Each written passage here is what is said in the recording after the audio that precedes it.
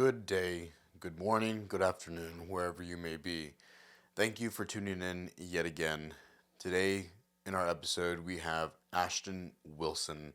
Ashton Wilson and his company, Gym Closers, joined us today to talk a little bit about the experience of being an entrepreneur and really what it looks like to be able to scale a business in the health and fitness industry today. Things are changing in our industry, and Ashton gives us a little bit of an insight of how gyms are getting their leads. So we dive into a little bit about business, and we dive into some about health and fitness. Definitely a lot about mindset. So we appreciate you all joining us today. Please enjoy, share, like, and subscribe. Cheers. This podcast is brought to you by Proactive Chiropractic and Wellness in Bryan College Station. Dr. Allen and his team do a wonderful job of not just cracking your back, but giving you tools and the resources to be sure that you're able to maintain the pain-free life. Dr. Allen has worked on me personally, and he's worked on several athletes that I know, both fighters and general population athletes as well. Dr. Allen does a really good job of being patient and slow with his explanation to make sure you really understand what is happening to your body and why. I recommend going and visiting Dr. Allen at Proactive Chiropractic BCS anytime you get the chance, anytime you might be feeling a little stiff here or there. Go in. Their team is sure to take care of you and your health and wellness. Be sure to check them out also at Hotworks. Enjoy. Gentlemen, if you are looking for the cleanest and most professional barber studio in your area, you need to look at goldstarbarberstudio.com. These guys offer the best cuts I have ever had, from fades to having my beard work done. These guys also offer designs if you like designs. I have absolutely enjoyed my experience with Gold Star Barber Studio. Every man needs a good barber. And ladies, they offer services for women as well. I get my eyebrows done there with Harley. You guys have to check out goldstarbarberstudio.com. Find them on Instagram at goldstarbarberstudio and check them out. Get yourself cleaned. Get yourself a good, consistent cut. Take care of yourself. You deserve it. Why are you the face of the company? Why are you the CEO? Is this something you always He wanted just to do? says that. I don't think it's anything. I mean, I handle all the operations and stuff like on the back end. Like I create all the systems, all the automations. We just set up this new AI chatbot that basically communicates with you like a human.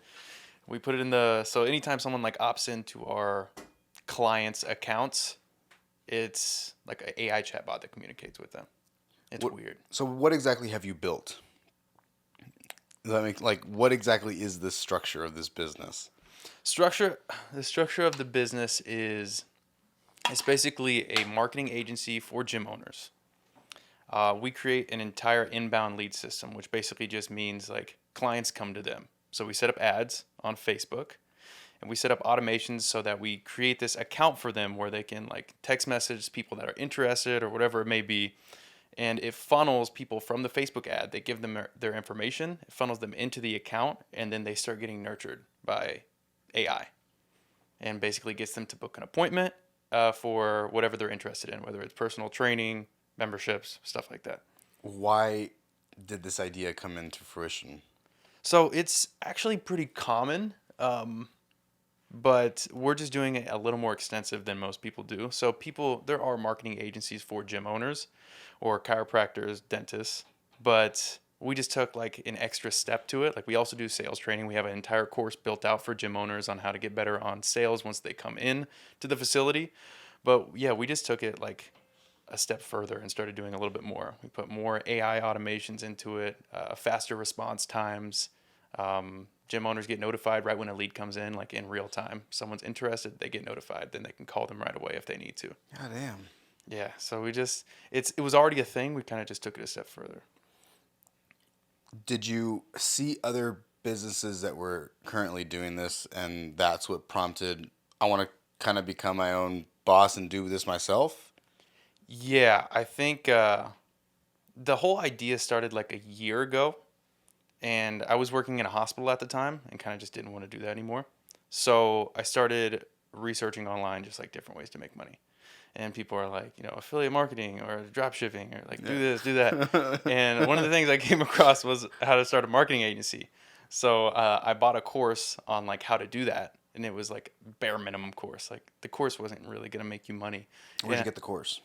Was that like a just online. course USA kind of thing, There's or? this guy on Facebook that popped up, and he was like, "Hey, do you want to make money? This is how you do it." And then it's like, "Give me money, and I'll show you how to make money." So I I've seen did. so Gave many him. of those. So many people get scammed through the same thing, but I learned enough from that to be like, oh, I can kind of build off this now. And then I kind of just like took it further, watched YouTube videos, whatever, and then built this whole crazy thing out. And then when I met Brian, that's kind of when I showed him everything. I was like, yeah, look what I have. He's like, this is sick. Are you doing anything with this? I was like, no, I just kind of have it ready just in case of a fire Just or in like an case. emergency. Yeah. And then he was like, we should sell this. And that's kind of how we started everything. And so, how do you sell to a gym? Do you just like, are you door knocking to a gym and just saying, "Hey, this is what I can do, and then this is the amount of leads that I can get you"? So we actually reverse engineer. So we do what we do for the gym owners. So I put up a Facebook ad of like me saying, "Hey, gym owners, is this what you're struggling with? You just open a gym, you can't get members in, whatever. You thought it was going to be easier than it actually is. Let us help you. Jump Gotcha. on a non-commitment call, whatever." And then Brian jumps on the call with them, works his magic, and then we actually get him results. It's not like we're just like selling people on dreams. We set up all these systems for them, and we took a gym from like 5 to 10,000 per month. They were doing like a small studio, and they're doing like $40,000-$50,000 a month now. So it Damn, works. Yeah, that really works. it's pretty cool. Yeah. And so it's just, I would imagine it's dependent on the location that I'm in, right? If I'm in Las Vegas and I have a Hmm. small mom and pop, I have a larger audience to feed from than being from a small town. Let's say Henderson 30 years ago. Small. I mean, Hmm. even that's probably not even a good example, but a small town in Texas. Um, but you still have this same kind of percent growth. Yeah. Funny enough, the smaller towns actually work better. There's just less competition. So we have our best client, for example, middle of Pennsylvania, middle of nowhere. Town has like 3,000 people. We just set like a 20 to 25-mile radius on it. And because there's no competition, when people see these ads, they go crazy. And in Las Vegas, we have a couple of clients or a couple of people that we worked with, and there's just a lot of competition. There's a lot of gyms out here, There's a lot of so it's a little gyms. bit harder, but we do a lot better than the competition.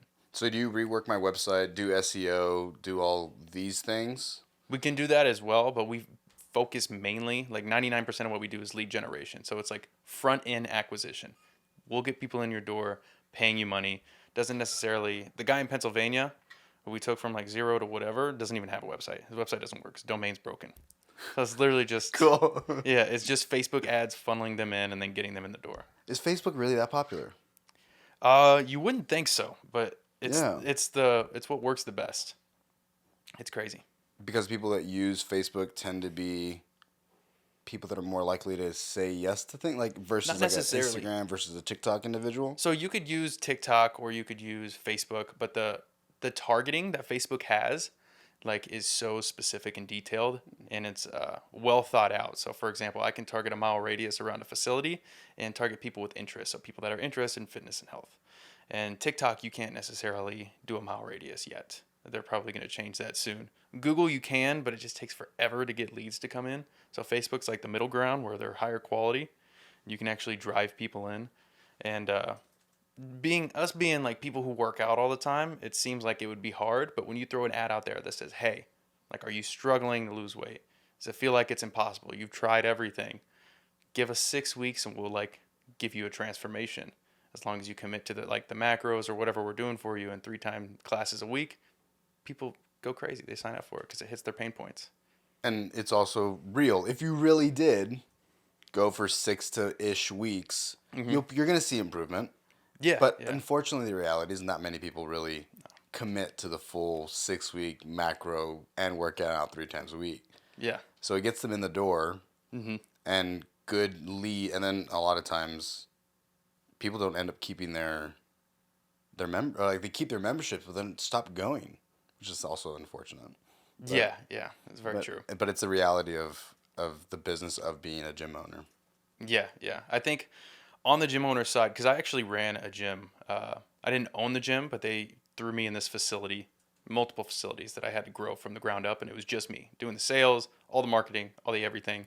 I ran at Anytime Fitness for a little bit, and it's like you have 6 weeks if you're doing like a 6 week challenge or whatever it is. You have 6 weeks to convince that person that this is a lifestyle. It's not a short term thing. And in a period of 6 weeks, if they're at least coming consistently, they're going to see some results and they're going to be in a better mood. They're going to have more energy throughout the day. So as long as you can, if you have good trainers that are able to like instill those beliefs, it's really easy to keep your clients, which is what I tried to do because you can kind of lecture as you're doing the group training or whatever it is that you're doing. And I think that works out well. What is your background in health and fitness? I know you've told me a little bit, but just for the Hmm. people that are listening, undergrad and then, or even back in high school, did you play sports? Yeah, I ran track. Nice. So I ran track in high school. Got pretty good at it. I was mainly a high jumper. I was a decathlete in college, but a Damn. bachelor's degree in exercise science, a master's degree in exercise physiology, and then yeah, that's pretty much it as far as. And I have two personal training certifications.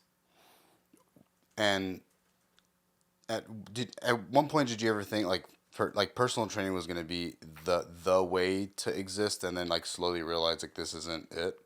Yes, 100%. So I started personal training in Chicago, everywhere, and that's like what I was doing. And then I left two different places. I worked for this one small place, worked for LA Fitness, left there, and I went to Anytime Fitness. I'm sitting down in front of this guy, and he's like looking at my resume. He's like, "Why are you here? Why are you applying to be a trainer at Anytime Fitness? You know we pay like 18 an hour." And I was like, I just need something to do. It was like the middle of COVID. I was like, I'm just trying to make money, want to change some lives. He's like, we have this facility that we were actually about to shut down. I was like, I think this is a perfect opportunity for you to just, we'll throw you in there. It'll give us an opportunity to pay you more because you're doing more. And they threw me in. They were like, this is going to be your home. Just try to build this, try to get people in the door, do whatever. Like it was basically, they just gave me a gym in there. Wow. And I had to kind of like have to figure it out on my What a own. cool opportunity. It was really cool. That's Yeah. huge. Yeah, it was really cool. Like I think timing is definitely a big deal, and like when you listen to people's success stories, it's like I just happened to show up one day and like there's a Yeah. background. Like I like the you create your own luck. Hmm. Like you've done all these things beforehand to support the ability to walk into a gym and then run it. Like you have the background, you have the knowledge, Hmm. you've lived the life, and then now the timing has come where you're like, yeah, I can do this. Maybe Yeah. figure it out along the way, right? I Yeah, mean, yeah. that's a lot of it. What were the first kind of struggles that you went through when you were doing, like you got the gym, now Yeah. what, right? Yeah. Oh, it was just clientele. Like I was just there doing busy work most of the time. Like I had a morning group class and an afternoon group class, and that's it. So it was just busy work and couldn't get people in the door. I think that gym was doing like 6,000 a month, like as far as like memberships, training, and everything, and they were paying way more to just have the facility. So they're losing money. So after a couple months, I convinced them. I kind of like figured some stuff out as far as the marketing side of things goes, and I convinced them to hire someone else. And they're like, "You're crazy. Why would we hire someone else?" We're like, "We're already losing money." I was like, "I need a trainer so I can do all this other cool stuff that's gonna actually make us money." Yeah, So they did. They hired a part-time trainer, nice. and then I started doing the marketing stuff. And people started flooding in, and I was closing a bunch of deals and filling up all these classes. And then we were climbing from like they're doing like 6,000 a month. Second month we were doing like 15,000. They went to like 26,000. The last month I was there, just in signups alone, they did $27,000. So just in 6 week challenges is what we were doing, and just cash collected $27,000 Damn. when I left there. That was in 9 months. We took it from 6,000 to 27,000 in just 6,000 to almost 50,000. Do you know how they're doing now? Are they able to No clue. Okay. I was like, can they maintain that culture that you created? Like, does it stick? I mean, That's going to be a tough part because one of the guys I was working with there, he was really good at doing the same thing. He was like a club manager, and we both left at about the same time. That's unfortunate for Yeah, them. yeah. So they had a good foundation. So if they got the right people to come in and do it, it would be really easy to keep everybody there. But that's the hardest part is finding the people that have enough passion to really grow something like that. It is hard. I mean, there's a lot to it, and having the trust from of a parent company to say, okay, yeah, we'll hire somebody else. If you are starting from scratch, I think even harder at times. I feel like marketing's so ambiguous. Like on the outside perspective, I'm like, okay, like marketing is the Facebook ads or like just handing out flyers, right? The traditional marketing method. It seems that marketing has become such a, what's the word, like a phrase or a thing that everybody's, it's the craze, I guess. Yeah. But it still seems on the outside perspective still so ambiguous outside of just, okay, I'm targeting a location and I'm creating some video shorts. Is that really as simple as it gets? Because I don't think so, right? It's definitely not. This is actually a really cool topic too. So a lot of people think marketing is like brand awareness, for example. So you throw a post up and you basically say like, "Hey, we exist," and like we have a new membership offer, and then they're like, "Sign up if you like this." And this is just in terms of gyms, but even anywhere you throw ads up and you're just like, "Hey, we exist." But when you're doing lead generation strategies, which you're trying to make money. You're not trying to let people know you exist. You're trying to make money. You need more people so that your business can operate efficiently. And that is by having a call to action and having like an unbelievable offer. Like something that's like, hey, a free trial for a 6-week challenge. We train you for 6 weeks. If we don't hit your goal and you do everything that we tell you to do, you don't hit your goal at the end of the 6 weeks, then we'll train you for free until we do. People are like, oh, that's awesome. Yeah. Like, Why wouldn't I step on that? Sign me up. Yeah. All you have to do is hit our macros, do this, do that. 6 weeks of commitment. We'll get you to where you want to go. And then, yeah, it floods people in the door. And that's like what's going to bring the cash flow in. But if you just throw like an ad up of your logo, like put some money behind it, people are going to be aware that you exist, but it's not really going to drive people into your facility. Makes sense. It seems Yeah. like the call to action thing is something that I continue to see on YouTube. It's like you gotta be doing everything you can to share, like, subscribe, right? Like those are Yeah. for this thing. That's the thing. But even then, I feel like that's still not enough. Like you still got to get in this space and like the podcast and stuff. Like you still got to go out and like hand out stickers or talk to people and say, hey, come on the podcast, and you gain access to all these new networks. Are you talking to like large gyms to gain their network? That's the same kind of method, or are you only going to smaller gyms, or do they reach out to you? So some of them reach out to us, but we mainly advertise for smaller gyms. So like we've worked with a couple bigger gyms like F45 franchises.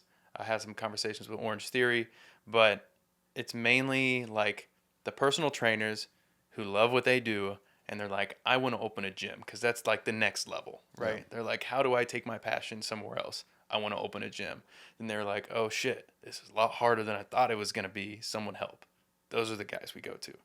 Nice. Yeah, because usually they're the ones that have the potential to be really successful because they love what they do. They have a passion for training. They have the knowledge to back it. So those are people that like we want to help because if we get people in the door, they can keep them. As opposed to someone who doesn't love what they do, just inherited a gym for no reason. Like they're not going to operate the gym efficiently. People aren't going to be happy. They're not going to stay. So it's going to make our job harder too. Uh, Being an entrepreneur is difficult and has a lot of fun issues as you go along. I think a lot of it is like almost it is figuring it out as you go along. Not having a business degree, did you ever feel like you were behind? Yeah. I never thought it was even in the picture. Like a business was not in the picture for me. So I definitely fell behind. I didn't even want to start it. I put it off for a long time, but now I love it. I love even the metrics, like the numbers behind it, making predictions, like seeing like how much money came in, what we had to spend to like make this much money. And now if we keep doing what we do now, do some calculations, what predictably what can we hit in 12 months? Like all the cool stuff. How much do you charge a small gym? If I wanted to hire you, say Ashton, or even as a personal trainer, could I hire you individually? Like, hey, I work out at this gym. Could I hire you as a company and say I need help bringing leads to me from my area outside the gym? Yes, but we would probably do a lower tier that could service that individual.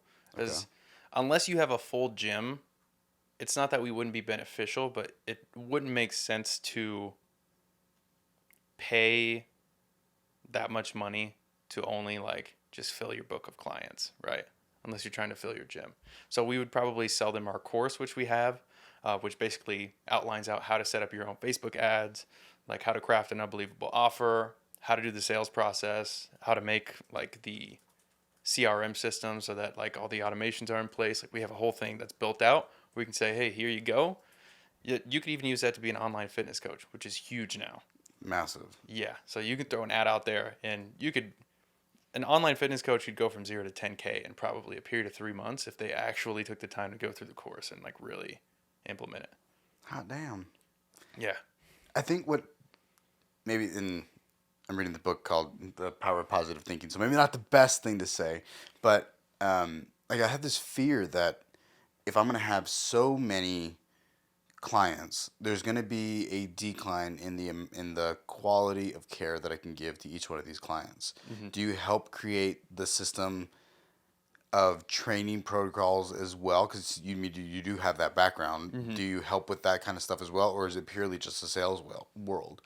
We have a little bit of like how to be more efficient. Like for example, counting macros for someone isn't that hard. But you can have a macro calculator and MyFitnessPal and you can calculate what this person needs to do to hit this goal in 6 weeks and then show them how to use the macro calculator and then just have them screenshot it and send it to you on a daily basis. And if one of your clients didn't screenshot their macros, hit them up and be like, "Hey, what happened? Fair enough. That's easy Go out enough. to eat?" Yeah.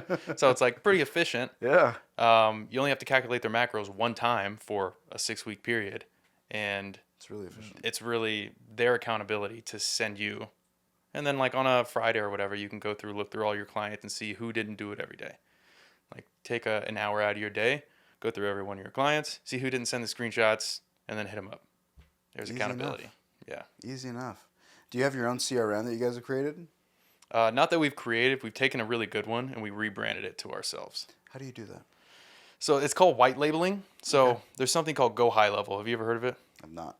So it's a CRM, which basically you can have some automated messages in there. You can link it to a bunch of other platforms. You can link it to Facebook, stuff like that, Google. It's really cool. And this is where we keep track of all of our clients and communicate with them, send text messages or emails. But it's called Go High Level. And what we do is we create our own domain, which is gymclosers.io. And we've attached it to that platform. So now when we make the same platform for our clients, they type in gymclosers.io and they log in instead of gohighlevel.com. And it's even our logo at the top and everything. So it's like Nice. you just rebrand it to yourself. What's the name of it? You said gohighlevel.com? Yeah, Go High Level. I'm going to have to write that one down, or those I'm going to forget. I mean, we'll have to go back and listen to this, but at the same time, I'm trying to use just write it down. AI. Go high level. Good? I forgot what I was going to ask you. Something about entrepreneurship. At what point did you decide you wanted to bring somebody else in to help you with the growth of the company? That's a good question as well. So I had this whole thing built out. I kind of had, I don't want to say everything figured out, but I had most of the processes figured out. I knew how to had a rough idea of how to get clients. I knew how to get clients results because I had one client at the time.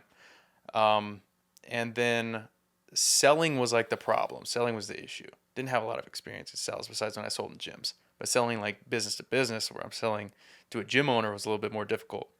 So that's why I took a sales position. I was like, I need to learn how to do this. Like, and I might as well just throw myself on the fire and get paid for it while I'm learning, as opposed to like paying someone to like coach me on sales or something like that. So I entered this sales position, and then that's when I met my partner Brian, and he's been doing this for a while. He like lives and breathes sales, And that's when I like introduced this idea to him. He's like, yo, let's sell this right now. And he was the perfect person to do it because, I mean, if I throw him in there, he's going to close deals. So I was like, all right, come on board. What does Brian bring to the table that can, like, allows him to close deals that confidently or that well? Experience and the level of devotion to it. So, like, I think the devotion is the big thing. Like, if you have someone that has a selling job and they just sell, like 9 to 5, they sell and that's all they do, then they go home and they do whatever. They watch Netflix, whatever. But you have someone that lives and breathes it and like devotes their time to becoming better, have a selling job from 9 to 5, and then when they get home, they're going to learn. They're going to listen to their call recordings. They're going to see why they didn't close this deal. They're going to read books. They're going to watch more trainings on how to get better the next day. That's kind of what Brian does.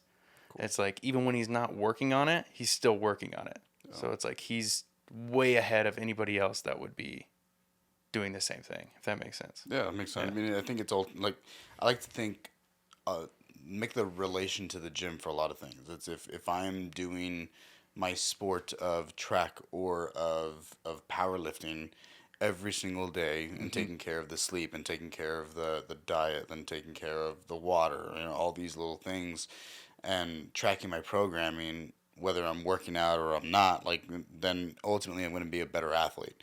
Yeah. If I take those same principles and apply them to business and that my niche of business, so that's software engineering or sales or personal training, then I'm going to be able to get really good at that thing. And there's very few people that are willing to put in that amount of work, which is super unfortunate, but at the same time makes it very easy for those who are willing to put in that work. Like, there is a huge window of opportunity if you just did a little bit extra. Like, not even a lot of bit extra. You just need to do a little bit extra, and you'll set yourself away from a lot of people. It's kind of cool.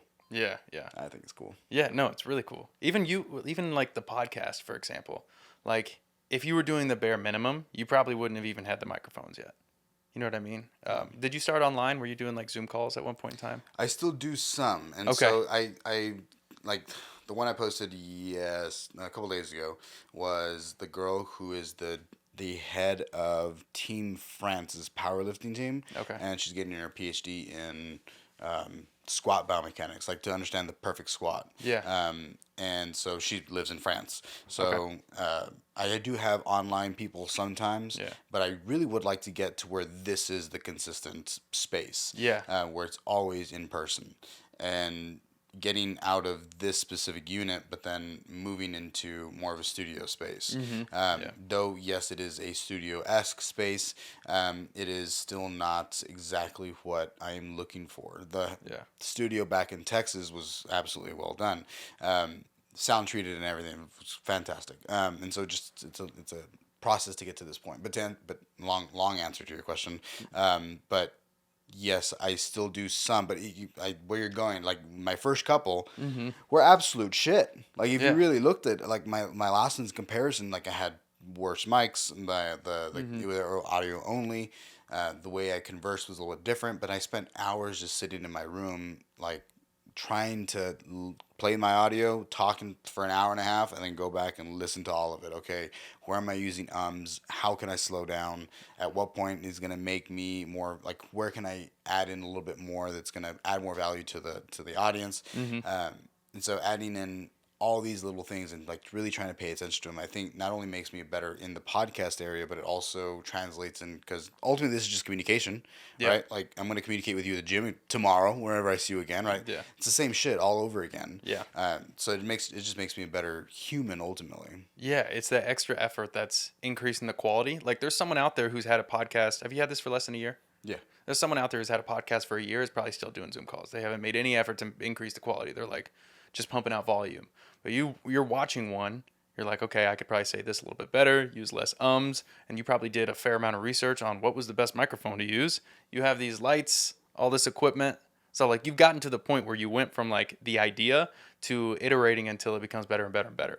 And then there's someone else out there who's probably just doing the same thing over and over and over again and not spending extra time to really like, how can I make this perfect? I think there's a huge difference in like the outcome in 2 to 3 years from the other guy to you is probably going to be fair amount of difference. I think sometimes we need to hear that more often, because sometimes I look around like, man, this is still not enough, man. Yeah. But I think part of that mentality does allow for continued growth. Yeah. I don't know that it's a necessary evil, but it is an evil that at times I enjoy. It's like looking at your squat and saying, it's just not quite there yet. Or looking at your CRM and saying, not quite there yet. Like, how can we make this user experience a little bit more palatable? And that constant growth mindset pays dividends. Very, very quickly do you have a good payout. I mean, you guys have only been doing this for a short period of time, and now this is your full-time gig. Yeah. Like, that's wild. Yeah. That's for cool. the both of us right now. Yeah. That's wild. Like, that's cool as it's shit. pretty cool. It's pretty cool. Yeah. It's first couple months sucked. We thought it was gonna be way easier than it actually was. But yeah, since January, or really the beginning of February to now, we've come up like a solid ways, and I don't think we sit down enough and look at like how far we've actually come. We're always talking about like, how can we do this better, or how can we get more clients this month? But like, we have come a long way. We've done something that not a lot of people can do, which is cool. You've gone from getting an undergraduate degree, you said master's, right? Yeah. Getting a master's, and then learning about business, and then creating an entire structure or an item for people to actually sell, and then to start selling it, and to create the business, like the structure of the actual LLC. Like, there's a lot that goes into all of that, Yeah. And it's like it is useful at times. They'll say like, "Oh man, look at that. Yeah. We're doing all right," but then not to be so. Yeah, we've come this far, we're good. And it's like, no, maybe if this is all you want, sure. But if you guys do want more, then, continue to push for more. Yeah. And what does more look like for y'all? Like, does it stay here? Do you guys continue to scale? And what does scaling look like? That's a good question. We just hired our first employee who starts on Monday, who's going to be booking appointments for us. So that'll free up some more time for him to take more appointments, and for all of us, so that we can focus on like more, I guess, revenue-driven activities. But yeah, scaling is going to be growing slowly while implementing certain processes and people and systems that are going to make it more efficient. So like, if we grow without really being able to handle it, it's going to plummet really quick. Much because of the point that you made earlier. If you get like too many clients and you don't really know how to service all of them, they're just going to start falling off because the quality of your product isn't as good anymore. So it's scaling slowly, adding a person here, adding a person there, maybe a couple automations to make a couple things easier. Like even little things like automating contracts. We have to send contracts to new people that we onboard. And it's when our Stripe collects a payment, we have an automation that we could set up. I'm kind of delaying it. I haven't done it yet, but that could send the contract over for them to sign, so we don't have to manually go in and do it. Yeah. Little things like that make like the biggest difference in the user experience. It's like, yeah, of course I want to come with these guys every time. Like, I get my contract, I get my payment, I got everything done this fast, and then we get to start working this fast. It's not like they're just hanging out and messing around and pretending like they have a business, but they're really trying to function as a business and offer a real service. Yeah. 100%. I think that it's big value, and the gym that I'm currently at would probably benefit from it greatly. Let them know. Yeah, honestly, like I see your classes. Your guys' classes are sick. They're good. They're good classes, but we need more people. Yeah, they look like a lot of fun. You guys should do a class. We can help you with the classes. We will do a class as well. Yeah, you guys should do classes. Angela will do a class. There you go. She said it. I mean, she's going to do it now. They're definitely fun. We have good coaches, and I think having good coaches, I mean, is if you can get people into the door, then at the end of the day, there's nobody there to really offer that quality, then there's going to be drop off. And you guys can do everything you can to get me people, but if I'm not doing my best on the back end, or I guess on the back or front end, whatever that is, then ultimately I'm almost wasting my money. Yeah. I got to take responsibility. Yeah. Is really the concept. Yeah, we actually specialize in people who have group training too. It's the easiest thing because we call it a 6-week challenge, and like it's this like one-time thing. Hopefully, too many people don't see this podcast, so they don't know the secret, but call it a 6-week challenge like it's this one-time thing. But really, you're just funneling people into your normal group classes for a period of 6 weeks.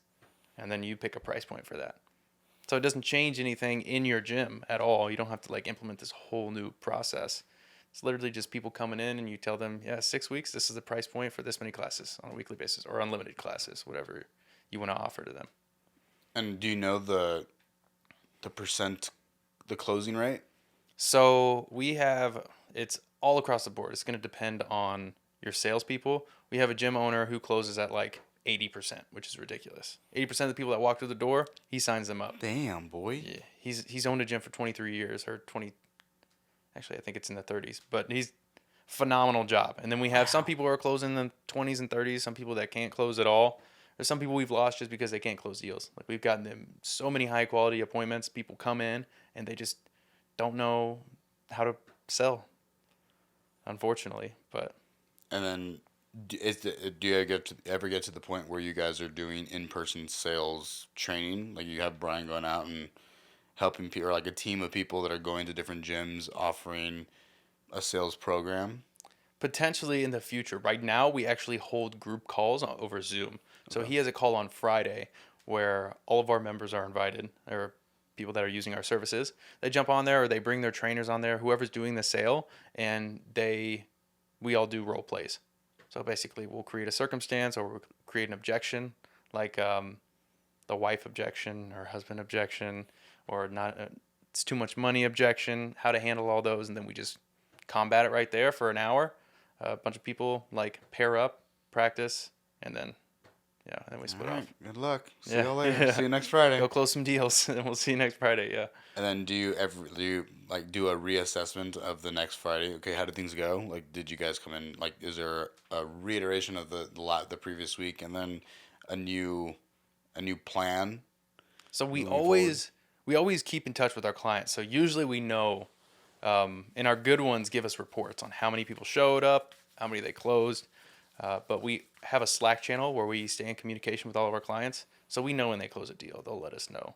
Like, we closed one today, or we closed 2 today. 3 people showed up. Nice. We didn't close them, but we'll get them next time, or whatever, whatever it is. Did your family support this new endeavor? Like, Yeah. parents, like family, immediate family? It's very different from anything my family's ever done. Nobody's ever owned a business in my family. But at this point, they kind of just let me do whatever. I think they have enough trust that I'm going to figure it out eventually, that they're just like, my mom's always just like, okay, you're a business. All right. Let me know how it goes. Man, I wish my parents were like that. I first started getting into stuff, and they were like, "Yeah, are you really sure? I think you should just find a job and like retire in it."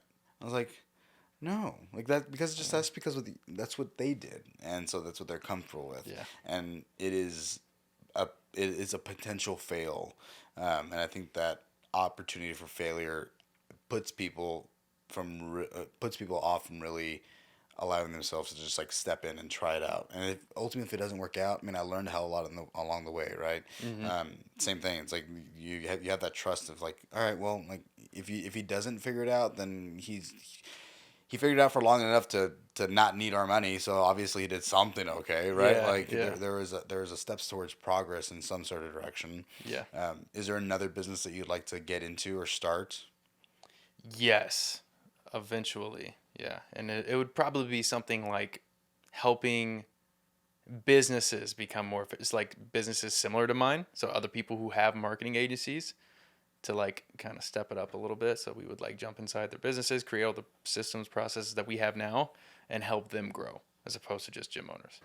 It sounds like you're just selling education. Like it Yeah. and no, like not just selling education. I don't Mm-hmm. mean to minimize that, but like you're selling a process, a way of thinking, a mindset, a system, and like you're educating like an individual so that they can operate on their own, and then like you either help them, continue to help them, or you Mm-hmm. can like they've learned enough that okay, like they can do their thing and you can step off. Yeah. Which is a lot very similar to training. Like it's just that you're teaching something different. It's Yeah. very cool. Mindset is a huge part of it. Even about what you said earlier, about your parents being comfortable, like what they do or what they have done over the last however many years. It's like if you want to, I guess it depends on what you want, because there's nothing wrong with that either. Fair. But if you want to get away from that, you don't want a 9 to 5 until you're 65 and retire with a pension or whatever it may be. You have to. There's a certain amount of persistence, consistency, and a mindset that it takes to break away from that, because it is kind of scary. Like when you're leaving something that you've known, that you've always known, you've seen your family do, and you're like, I'm gonna try something a little bit different, and I'm gonna walk away from the comfortable side of things. It's hard. It's like it's kind of scary. It's very risky. It seems very risky. A little bit. Yeah. I think there is risk involved, but there's risk staying in that industry, like that safe place as well. Like there's still bureaucracies that are involved. Mm-hmm. If I'm my own, then sure I'm dealing with bureaucracy to some extent, but it's either here or there. Either I get to control it or somebody else gets to control it for me. It's like Exactly. I'd rather control it all day. Exactly. Like choose the people I get to have and sit with me, or I have my conversation. I don't need to take lunch with somebody. Like if I was doing, I used to do sales for a construction company. Okay. And it was like, okay, we want these couple clients. So we're gonna have lunch on Friday with these guys. And I'm like, Yeah. fuck, I don't want to go have lunch with these motherfuckers. Like these guys suck, right? Yeah. And it's like, well, that tough shit. Like that's who we're selling to. Versus if it's my company, and it's like, okay, well, I don't have to. Yeah. Yeah. That's Yeah. that fucking simple. I just don't have to, and you get to everything that you see, everything that an individual sees on your platform. It's something that you have had the opportunity to create and you manage, right? Like you and your team manage, which is also it's a good feeling. It's a representation of you and who you are. It's fun. I think it's an art. Yeah. Yeah. It is, and it's like takes a lot. It takes a lot of work, a lot of time, a lot of persistence. You really have to want something to be able to like go through and really figure it out.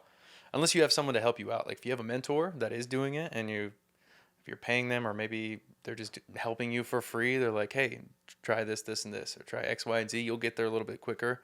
But if you're on your own and nobody in your family's ever started a business and you're just trying to do it, it's scary, seems risky, and you have to figure out a lot of shit before you even get one thing to click, which is probably how it is with starting a podcast as well. But hey, eventually, if you iterate enough and you get good enough at it, it's just gonna take its own path. Exactly, and just don't stop. Yeah. Just do not stop. And today I just got a text from a guy who is the platform architect for Manscaped. And so it looks like I'm familiar with it. Yeah. Manscaped, yeah. So it looks like I'm being sent to the head of the podcast and the influencer part of their brand or their community, and they spend a lot of money on marketing. So I was like, this is a huge step in the right direction.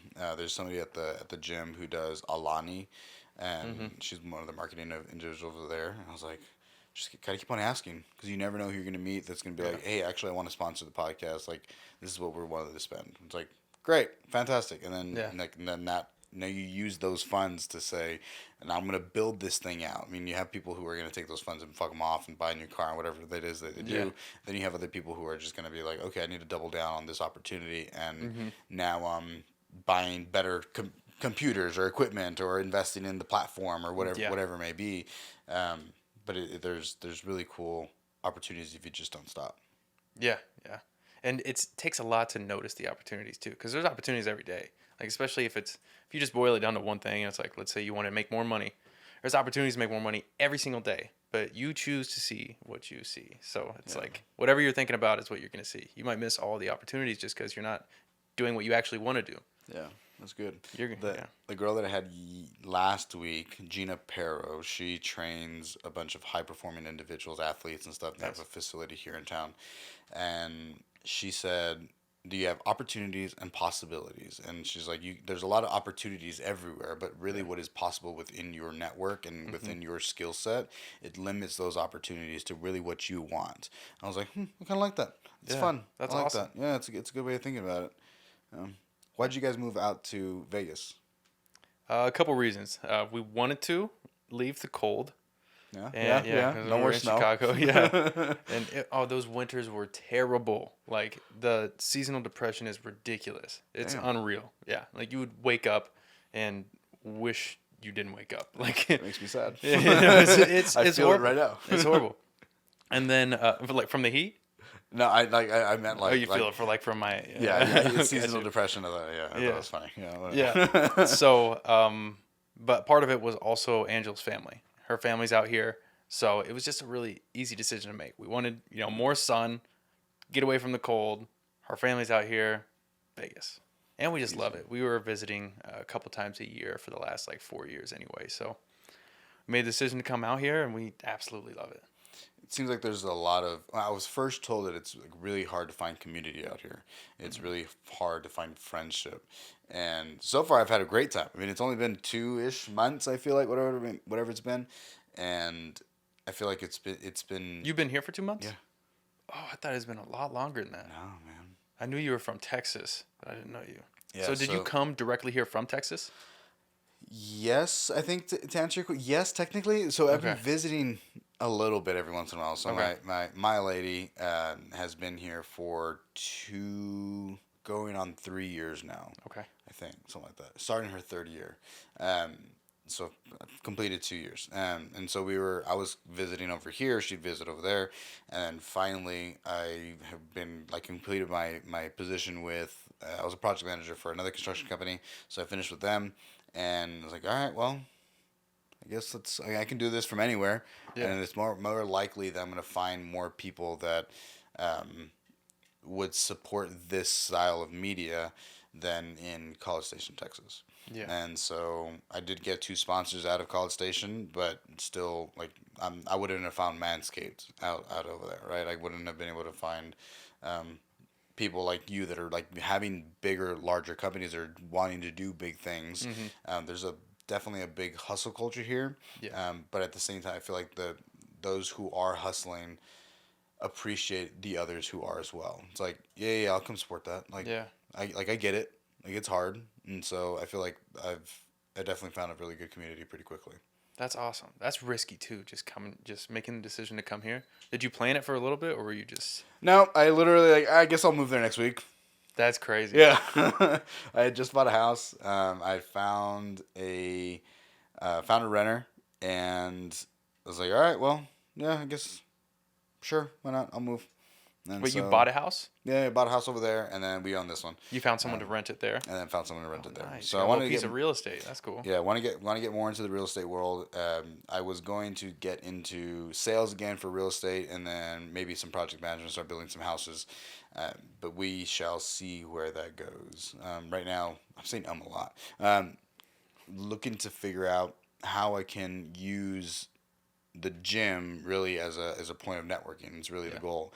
Everybody is in fitness to some degree, and so for whatever reason, that specific gym has a lot of really cool individuals at it. So I've gotten to meet a lot of cool people, and that was really the goal for that space.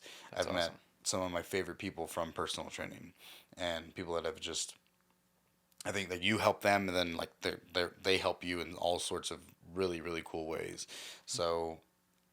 Hopefully continue to be there for a little bit longer, but really want this to be the main source. Yeah. That's awesome. And then That's real awesome. estate on the side. Yeah. Buy a couple houses every once in a while. That's cool. When'd you buy that house?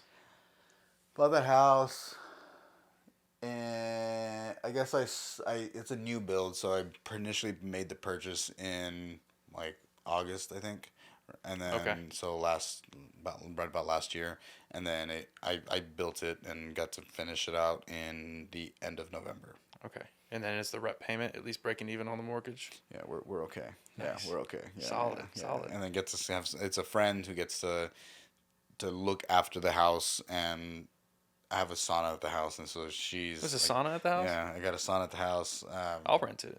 Dude, it's I miss that sauna. That like waking up in the morning and then just like getting up and walking out and opening the door. You know, you turn it on, you go out, and it has speakers in it, and it has like the little light therapy stuff on it. So then I was read a book or listen to some jams, do it in the morning, do it at night. If you do it at night, it helps promote like better sleep. So that's why hot showers at night are better. So I would do like a hot sauna session, 15-20 minutes, and then go to bed. Shower. That's awesome. The sauna, that makes me think of the sauna at UFC is ridiculously hot. I don't It know is. what you guys have the temperature on in there, but you need to turn No it idea. down. Turn it down. Yeah. It's I good for you. usually do like 15 minutes in the sauna, Yeah. like normally at the gym that I used to go to, and now I can only hit like 5 to 10. It's like ridiculously hot in there. It is hot. Every time I walk in there and there's a group of people in there, they're all dying too. They're like, it doesn't look safe.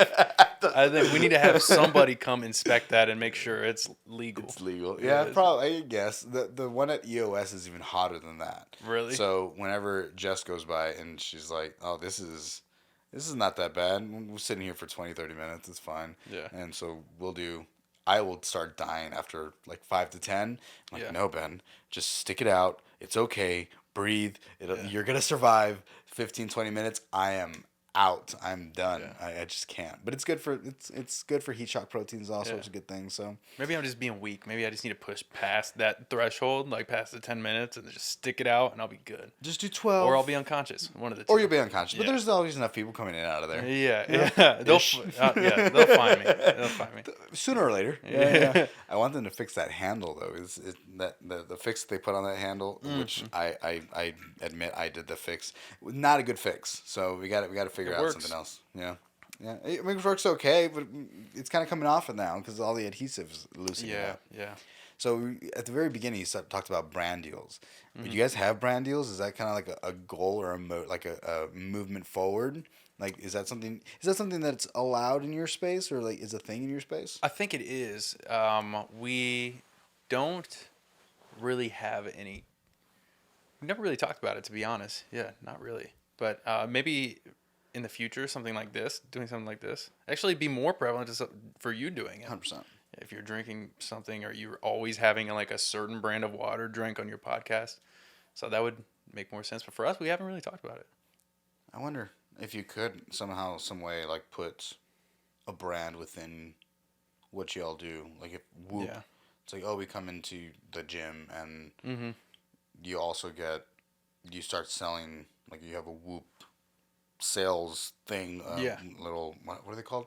Little pop-up thing, whatever they're called. Mm-hmm. And that kind of comes with membership for the first couple of months. I don't know. There's a couple things that come to mind. It would be either if we were doing really good content and we had a brand deal with whatever we did content-wise, like on Instagram or YouTube, or if we, for our gym owners, maybe we partnered with a supplement company where they could wholesale all of their supplements that they could sell to their people. Yeah. Which isn't a bad idea. I'm not about that right now. Maybe we should look into that. Yeah. I have somebody coming on in a couple weeks. If not, I have someone this Saturday and this one next Wednesday. Next Wednesday is a couple who own a protein bar company. Nice. Put you guys in contact. I don't know if anything can come of it, but you guys can just say hi to each other. Yeah, I'll just take a bite of the protein bar after I say something on my YouTube videos. Yeah. Honestly, or just have it around. You know, I just want to have a stack. I don't know if you know. Do you know Theo Vaughn? I do know Theo Vaughn. So Theo Vaughn always has Celsius in the background of all of his videos. I haven't noticed that. Always Really? Celsius. I love Celsius. Brian loves Celsius. They're so Big good. Celsius guy. They're so, like, they're clean. They're nice energy. I don't feel super jittery. I like those. I also like the Reigns. Hopefully one day we get sponsored by either one. I like Alani News. Alani? I've been getting, Angela put me on the Alani News, and they're phenomenal. Alani News? Is that what they're called? Alani News? Really? That's what they're called? The new ones? Or like they have new at the end of it? I think it's like Alani in you, right? Oh. I have not had those. Do we have someone that can look it up? Pull it up on the screen. Dude, that's the next step. So one of the guys at the gym is he does all of the fighters like stuff. So any of the like the Brandon Morenos and all these guys that are at the UFC things, he follows them around, does all their content, and then he does all the content for UFC corporate and then UFC gym corporate. And he was like, "Yeah, man, I'd love to come by and like I'll be your producer. That's cool." I was like, That's awesome. All right, that's cool. So hopefully hire him here soon. I hired somebody else in town. Didn't end up working out. I'll tell you more about that later. But hopefully have a bigger team, bigger staff. Yeah. So have a video producer, video editor, graphic designer, and I would like to have a full-time like a better producer, switch producers from the other one that I had. So Yeah. if he's here, he said he can do all the edits in house on the spot. I was like, cool. That's awesome. That'd be sick. Yeah. That would be great. Yeah. A good way to take it to the next level. Right? Just constantly making the next level. Yeah. And I think with hopefully more sponsorship, more brand deals, the bigger it gets, the easier it Yeah. is to get those kinds of things. Yeah, agreed. Yeah, man. Well, do you have anything you'd like to leave us with? Any, like, I usually let everybody kind of like your 2 cents or your advice to anybody that's listening that like wants to get into this space. I guess two things. Before that, plug anything, promote your business, your thing, your Instagrams, all those good things. Oh yeah. So business is called Gym Closers. All of our at names on all social media is just Gym Closers. So Instagram at Gym Closers, Facebook you can type in Gym Closers, you can find us. Then as far as a piece of information to leave for everybody, I gotta try to think of something not cliche. If anyone is thinking about trying to do something, whether it's start a podcast or start a business, just take one tiny step. Make a logo. Do something that's gonna get, because that's gonna fold into, it'll be a gateway to just doing more of it and eventually actually making it happen. Because a lot of people, there's a saying that says you learn the most about any subject in the first 20 hours, but the problem is it takes everybody so long to start the first 20 hours. So That's good. yeah, That's good. yeah. So just start it. Do something. Get your 20 hours. Yeah, get your first 20 hours in. I love it. Well, thanks, man. Yeah, Appreciate it. absolutely.